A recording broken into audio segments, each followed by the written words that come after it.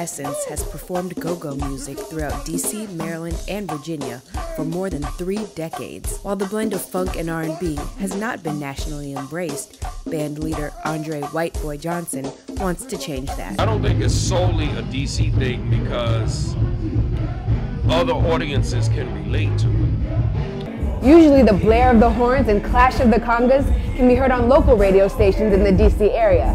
But Rare Essence recently became the first go-go band to perform for tech entrepreneurs at the South by Southwest Music Festival, deep in the heart of Texas.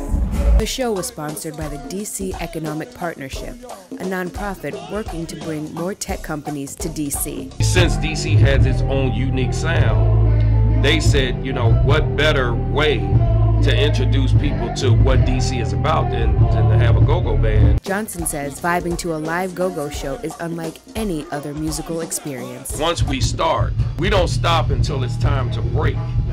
Go-go relies on heavy percussion and call and response lyrics to create non-stop jam sessions.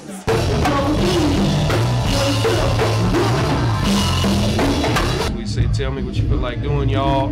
Feel like moving my body. Rare Essence hopes to share the musical diversity of DC at more music festivals in the future.